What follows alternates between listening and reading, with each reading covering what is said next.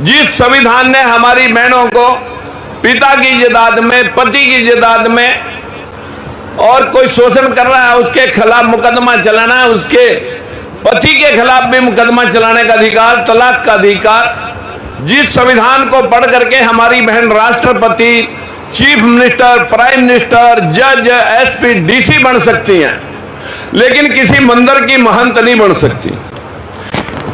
बहनों में एक दिन घर चला गया, और घर जब गया तो उस दिन करवा चौथ का दिन था। अब करवा चौथ के दिन पे मैंने घरवाली को कहा, मैंने कहा भाई आप करवा चौथ के चक्कर में मत पड़ना, क्योंकि आपकी शुगर बढ़ जाएगी। और मुझे बंबई जाना था। बंबई में छगन भुजबल जी ने 8-10 मुख्यमंत्रियों का प्रोग्राम रखा हुआ था। वहां से जब मैं वापस चंडीगढ़ एयरपोर्ट पर से घर गया उतर के, तो घर में 9 औरतों ने पूजा के लिए 9 खाने बना करके पूजा कर रखी। मैंने पूछा कि क्या बच्चों पूजा हो गई? हमारे घर में 9 औरतें हैं, 9 हम 5 भतीजे, 1 बेटा और 3 हम भाई हैं। 9 हम भी जिंदा हैं, हमारी घरवालियां भी 9 जिंदा हैं। उन्होंने पूजा कर रखी। मैंने पूछा अभी तक क्या पूजा हो गई? बोले पापा पूजा हो गई। मैंने कहा तुम्हारे पति कहाँ है? आज तो करवा चौथ का दिन है, तुमने उनकी शक्ल देख करके व्रत खोलना था, वो कहाँ है? बोले पापा वो तो अभी आए नहीं। मैंने कहा फिर पूजा कैसे संपन्न होगी? बोले चांद को देख के खोल दी। मैं कहा चांद को पति मान लिया? बोले बस यही समझ लो। मैं कहा जब बच्चे को गोद में लेके हमारी बहनें, हमारी बेटियां, हमारी माताएं बाहर निकलती हैं, गली में निकलती हैं, छत पे जाती हैं, बच्चा गोद में होता है, देख अगर चांद निकला होगा, देख बेटे चंदा मामा, कहती हैं न कहीं कहती हैं, सारी बहनें कहती हैं नहीं कहती हैं, देख बेटे चंदा मामा। उस दिन तो वो मैं कहा तुम्हारा भाई है, आज वो तुम्हारा पति है। यही अंधविश्वास है और कोई अंधविश्वास बाहर से नहीं आता। मैंने कहा जो सनातनी सभ्यता बाहर से आई, जो भाई सुरेश जी चर्चा कर रहे थे, ये बाहर से आकर के 4 वर्णीय व्यवस्था, 3 वर्ण में 3 जात, ब्राह्मण 1 वर्ण 1 जात, क्षत्रिय 1 वर्ण 1 जात, वैश्य 1 वर्ण 1 जात, और शूद्र वर्ण में 6743 जात। बाहर से जब लोग आए, यहाँ के लोगों को गुलाम बनाया, और ये 2500 साल तक गुलामी हमारे पर थोप दी कि शूद्र नहीं पड़ेगा, पड़ेगा तो आंधियां आएंगी, तूफान आएंगे, काल पड़ेंगे, महामारियां छा जाएंगी, ये प्रलय हो जाएगी। शूद्र को पढ़ने से दूर रखा। अगर कोई पढ़ता हुआ पाए गया, कान में शीशा डाल दो, जिब्बा काट लो। ये व्यवस्था हमारे देश में 2500 साल तक चली। जिस गौतम बुद्ध ने हमारे जो महापुरुष लगे ऊपर, जिसको बाबा साहब ने भी बाद में अपना लिया था, दुनिया को पंचशील दी कि भगवान क्या है, नर ही नारायण है। भगवान कोई कहीं मंदिर, मस्जिद, नदी नाले में नहीं रहता। भगवान क्या है?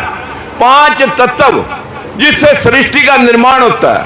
भय से भूमि, गैस से गगन, वैसे वायु, ऐसे अग्नि और नैसे नीर। इस 5 तत्व को यहां पानी भर के खड़ा कर दो, 1 साल छेड़ना मत। बीज डालने की कोई, किसी भी चीज का बीज डालने की लोड़ नहीं। सांप पैदा हो जाएंगे, मेंढक पैदा हो जाएंगे, मछलियां पैदा हो जाएंगी, कॉकरोच पैदा हो जाएंगे, अगर 10-5 साल खड़ा रहा तो मगरमच्छ भी पैदा हो जाएगा। ऐसे ही सृष्टि में 5 तत्वों से यह संसार बना।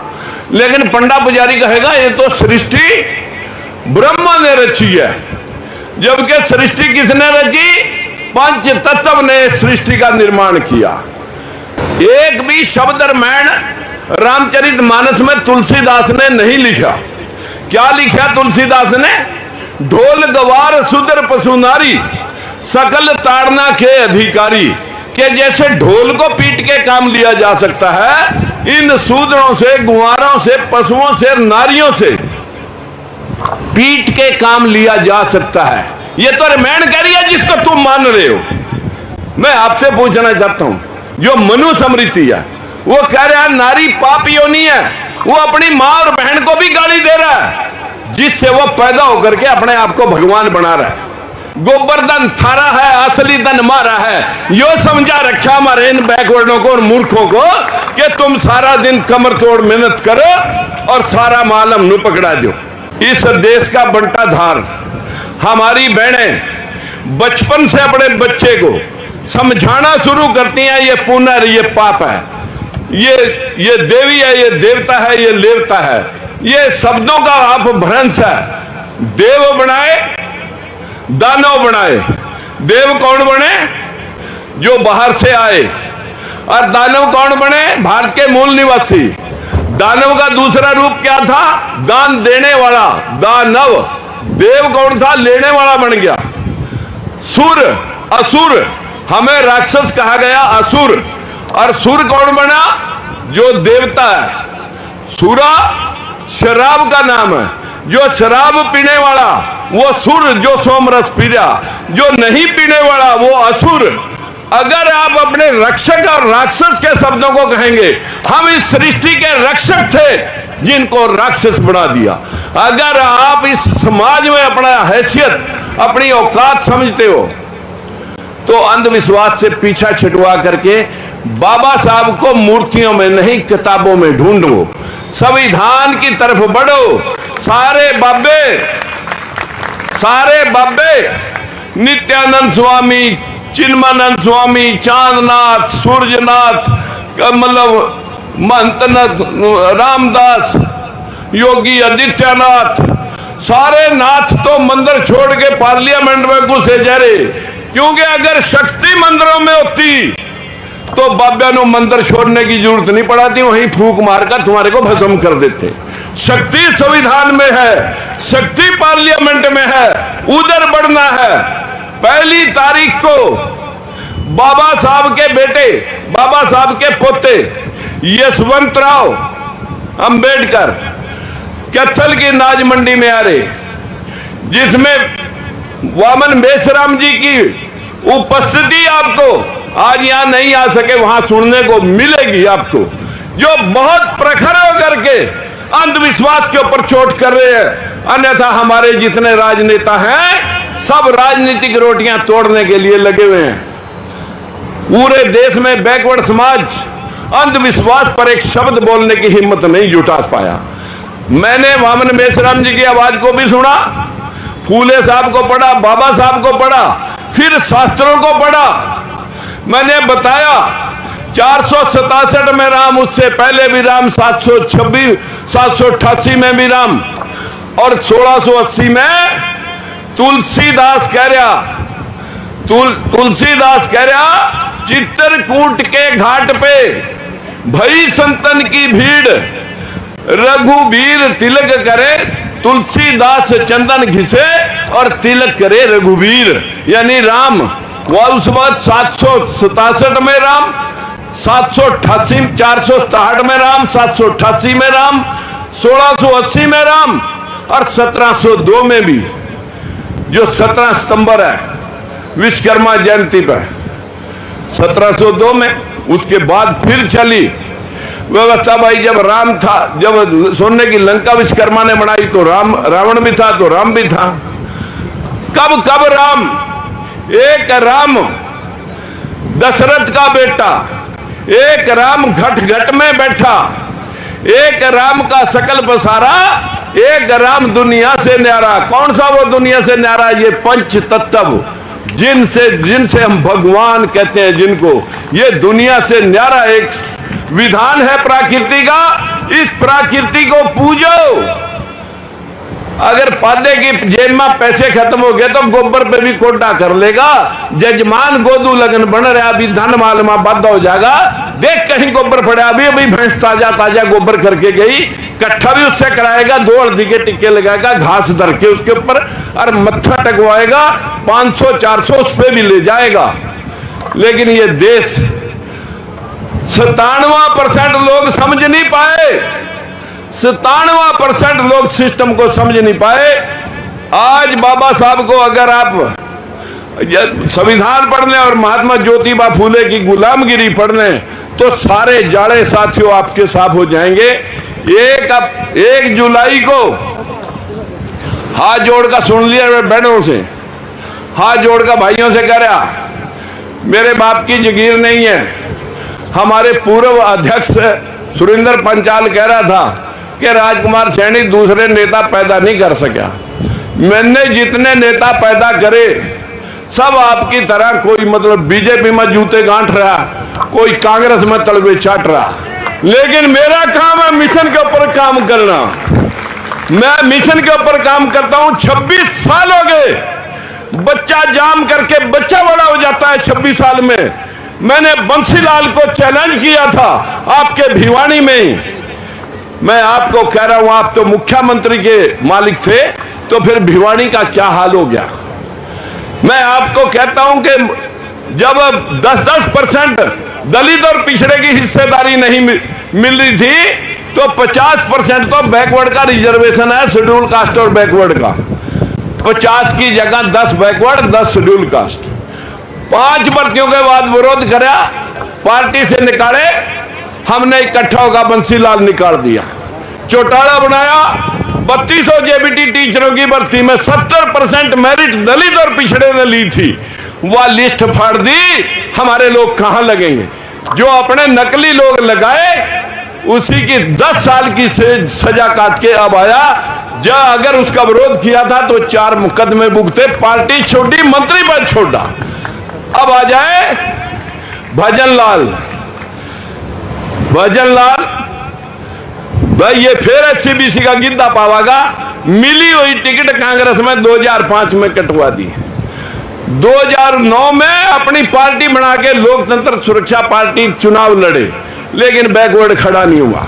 जो लोग ये आरोप लगाते हैं, जब पीछे सुप्रीम कोर्ट में फैसला आया जाट आरक्षण पर, भूपिंदर सिंह हुड्डा ने इसी भिवानी के अंदर अपने लोग रेलवे ट्रैक पे बैठाए हुए थे।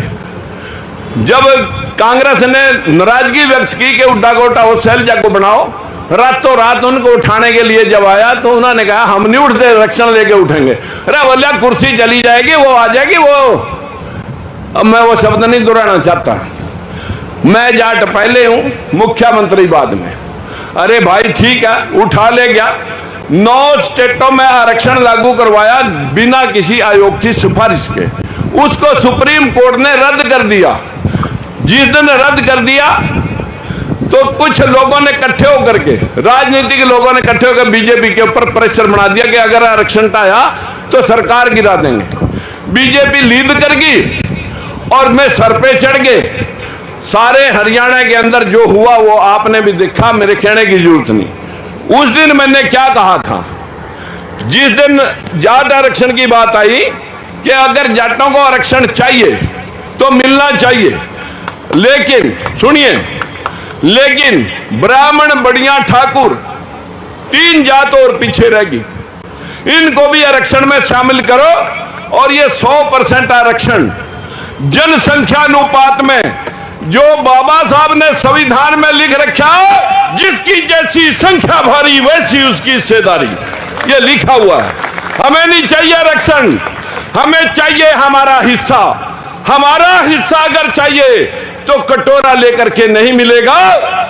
जो वामन मेषराम जी, राजकुमार सैनी जी आपके सामने लठ लेकर के हिस्सेदारी के लिए लड़ाई लड़ रहे, अपनी जान हथेली पर रख करके, उसके साथ ताल में ताल मिलाइए। 1 जुलाई को आप आइए, जिसमें बड़े बड़े नेता, और भाई वामन मेषराम भी आएंगे, छगन भुजबल जी भी आएगा, और बाबा साहब के पोते यशवंतराव अंबेडकर भी आएंगे, और नीतीश ने भी कह रखा कि मैं भी आऊंगा। मेरी आपसे हाथ जोड़ के विनती, लड़ाई मेरी नहीं है मित्रों। मेरे घर में कोई नौकर नहीं है, ना मैंने लगाना, ना किसी की बदली करानी। बेजमीन घर में पैदा हुआ। आपको कह सकता हूं 4 रुपए की बाल मजदूरी मैंने की हुई है, लेकिन 1962 में रियासतें टूटी। हमारे घर में कोई इंच जमीन नहीं थी। हमारी गैर मुर्सी मजारे के तौर पर 1 रुपए वाली जमीन लेते तो 10 किले मिलते, अगर हमने 1 पैसे वाली ली तो सैकड़ों मिले। उसके ऊपर 15 साल जोत करके फिर कॉलेज की पढ़ाई पूरी की, फिर ट्रैक्टर लेकर के गली गली में आपके खेत, आपके कल्याण पे काम किया, मजदूरी की।